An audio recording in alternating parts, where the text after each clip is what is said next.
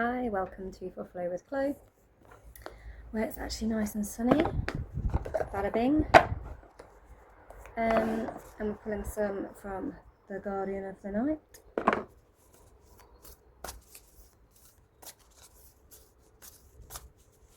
Just a quickie. We have capybara. So we have a little capybara here balancing a cup on his nose. And in his cup he has a little toad or frog and a bird on his back. So he's quite a helpful little character, very friendly. Capybaras are meant to be one of the friendliest creatures on the planet. So it's like looking to be kind and work with the sort of collective to overcome obstacles in a kind and compassionate way. So like maybe offering your service, like he's giving these animals a bit of a lift across the water, which is quite cute. We get the 8 of Pentacles, and we have, it's not a bee and it's not honeycomb, it's a paper wasp. But the 8 of Cups, the 8 of Pentacles, is all about grafting, working hard, using your intellect and your skill, because the Pentacle cards are about our skills as well, and applying them effectively to make growth. And as you can see, filled quite a lot of these, like what would be like honeycomb, but it's a wasp, these little holes in its paper comb thing with pentacles. The 4 of Cups, this is like a time for introspection, and he's kind of curling up. We might feel like we need to protect ourselves and curl up and shield ourselves. The armadillo wears heavy armor, but he has a soft underbelly. So there might be something that you are not feeling too confident about, that you're afraid of being exposed about. You might need, while you have an urge to introspect and curl up into a ball of protection, it might actually be better for you not to. And we get the 7 of Cups. This hare or rabbit looking a little bit confused about which path to take. We've got the giant magical cup constellation. He's looking to the stars to guide him, and there's this big one that's sort of overflowing, and there's all these other scattered thoughts. One has got a heart in it. Do I go with my emotions, or do I go with my courage? We've got a lion in there. Do I go with my wisdom and unlock new potential for myself with the key? Do I grow? How do I branch out? Do I branch out like a tree, because we've got a little tree in the cup? So feeling a little bit like we can't decide, and that might be coming from this kind of armadillo energy. That one. And then we get the King of Pentacles, which is a gorgeous heifer, a gorgeous cow. I think it's actually a bull, because it's got the horns and it's a king. It's got lovely like white oxen vibes. And the King of Pentacles is patient, hard-working, and is a bit of a grafter, but it's like slow and steady, has won the race, and he's gathered all of his abundance. The cow or the bull. The bull is like the ruler of the herd of the cows, and the cows have all the milk, which is like nourishing. Quite Taurian-y vibes on this one as well, with it being a bull. So there is some growth and some abundance. We may need to come out of our shell about something to people who are compassionate and helpful. And maybe we're a little bit confused at this time about where our energy or the energy we've been investing is going. But if we choose the right path, then it's going to end up solid and good and abundant. And take one more card on that Seven of Cups. The Page of Pentacles. Ground in and go deep and meditate about what it is that you truly wish to succeed. What area do you truly wish to succeed in? That is where you need to put your energy, even if you have to ask for support to get there, in order for you to come out of your shell and have the courage. Because I'm also getting like the lion and the heart on this card. It's like having the courage to go for which one you truly want.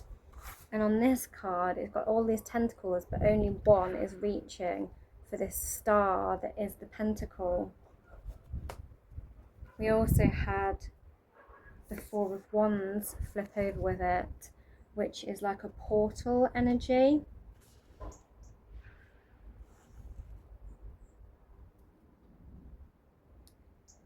And so it's like you've got your two and it's multiplied. And so it's going places, it's quite a lot of gathered energy. We've also got this full moon and new moon symbol on here. We've also got the new moon on this card and the capybara. So this might be some things that are coming up during this full moon about following your heart, following your courage to make the right choice out of many angles and avenues. Many areas you might have been putting a bit here, putting a bit there with your energy.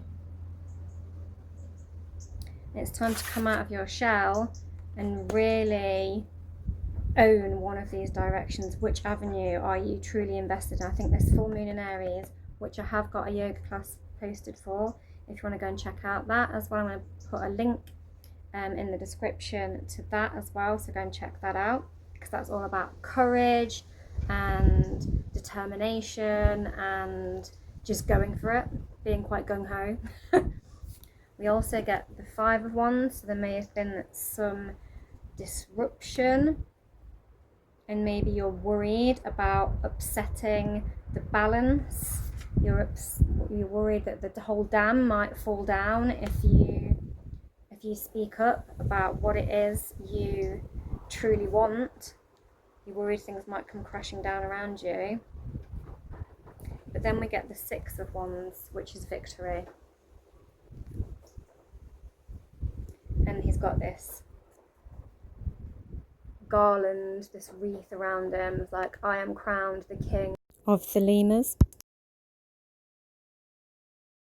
And, you know, throw caution to the wind of this dam coming down. Maybe it's just a perception and it's what you're afraid will happen, when actually we could be here and here if we allow the things that we don't want really truly to fall away by choosing the right one, what's in our heart, and following that new timeline, that new portal, opening that new portal with passion and following our passion, our truest heart's desire. And I'm going to take one from the Seasons of the Witch Samhain Oracle, because it is Samhain at the end of the month.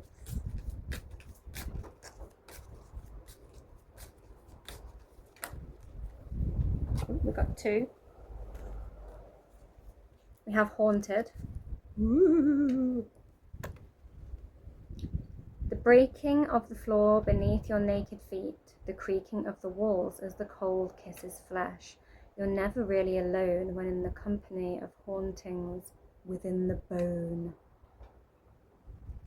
We've got all these different hands with all these different roots coming from all these different directions. So this might be something ancestral and feeling torn about these different paths. Again, I'm getting that seven of swords, not knowing which one to reach for, not knowing which path to follow. And maybe a lot of it is bringing up, like maybe it's what you're afraid of, this shakedown is all these different pathways, and maybe it will affect family, strong friendship groups, and just groups in general of people. You're afraid of what your decision and how it will affect the groups and networks that you are within, and that is potentially making you feel haunted by the choices you've not made, you wish to make, you don't dare to make. And then we have divination. Take a breath, take it twice. Insightful reflections are guided by light. And we've got this full moon in the background now saying things are going to come to a realization about which path we need to follow under this full moon. I think we had a recent reading as well where there was like light, meditate with candles, maybe under this full moon, because this full moon is about illuminating what it is you need to go towards, have the courage to go towards, and what it is you need to let tumble down, like poor Mr. Beaver here. What disruptions you just need to allow to happen so that you can become the king of the llamas. Not llamas. They're not llamas. What are they called? Lemurs. Lemurs. I called them llamas earlier. Totally different creature. Lemurs. King of the lemurs. And that is the reading, guys. So get some candle divinations under this full moon. And by the new moon in Libra, you might have some answers and some clarity.